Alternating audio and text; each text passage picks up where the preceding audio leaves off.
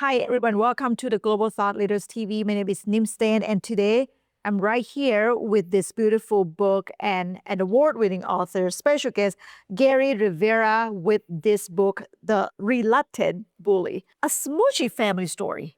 Yes. Why is smoochy family story?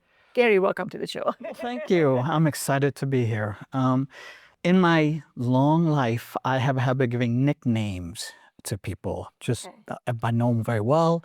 And what ended up happening was, of all the people, my wife, she passed away 10 years ago, came up with that nickname of all the things. So when I decided to write the book, I knew that my characters would have multiple names for specific reasons. So I always wanted to make sure that I honored Maria by including that in the book. And the picture, the painting right here is like crying, someone crying. So this book is related to, is it true story as well, or? No, I did take a lot of, I used my kids' time frame, but I took a lot of my backstory. I mean, things that I've gone through. And basically, I mean, nothing tragic. But what happened was that I wanted to tell people that I didn't want to be preaching to kids. I wanted to tell people that what makes a bully a bully. You know, I've always tried to see things through an empathetic lens. Sure. So I want to make sure that the characters in my book saw different sides of different people, because there's always shades of gray. There's no black and white in anybody. I don't believe. So we live in the society that people just sharing their opinions about Absolutely. each other. Even in my culture, Mhm. when they make some joke or say something, it's really based on what they see, but they just say, "Oh, just kidding," you know. So why is that? That in from your study and your experience, why is the bully? Different reasons for everybody. Sure. The one thing that I could tell you is that one of my sisters had twins. They're not identical, but they're fraternal twins, and they're as different as night and day. And they're both great kids, but they're different. So they were brought up in the same environment, but they're not the same. Sure. So to me, I don't believe that in any case someone may be bad because of a product of their environment. There's always different reasons.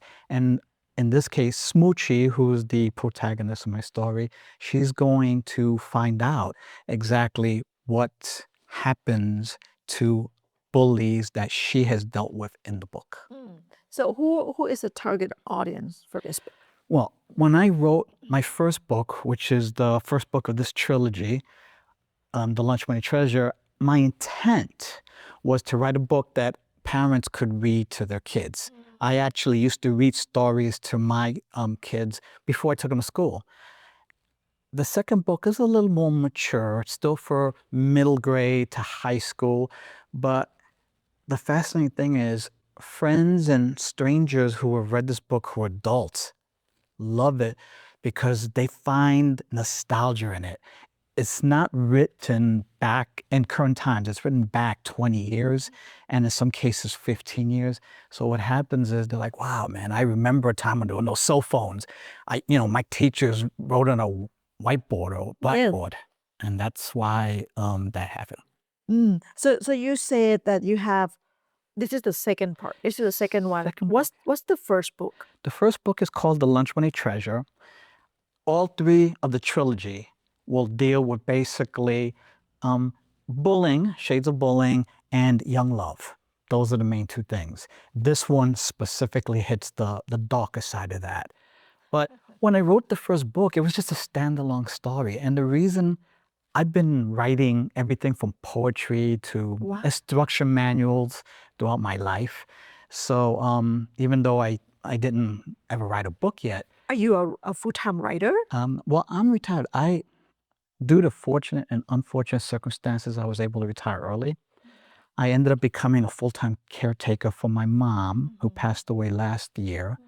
And so while I was taking care of her, I said, well, now I can finally write my book. So I wanted to write something that I knew about and something that was close to me. So I'd actually told my kid about 20 years ago during a lunch, a made-up story. the lunch money treasure. And my daughter was like putting in her kids' names in it. And so what ended up happening was that I never finished the story for them when I told them that day. It's finished in the first book. And then even though it was standalone, I always had the intention of writing 2 more books. Wow.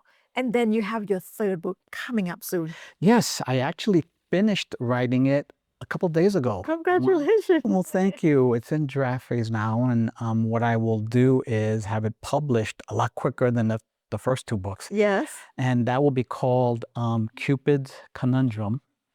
And it'll deal specifically with young love. But I wanted to answer all the stories of the first book and resolve any open issues from the second book. What's your exciting project? Is it all these 3 books, or is there anything else that you do? I've got Because like this is so fascinating. Yeah. You spend time to do this after retirement and bring this book to life. All those imaginations. Truth is, I've had ideas in my head everywhere. I mean, I've written poetry. There's actually a song that I wrote, the lyrics for Are it. you gonna sing? No, I don't sing. No, but my godson actually wrote a song, and it was a lyrical. And so I asked him if I could write the words to the song, and he said, "Go ahead." So I incorporated it into the book. Wow. Amazing.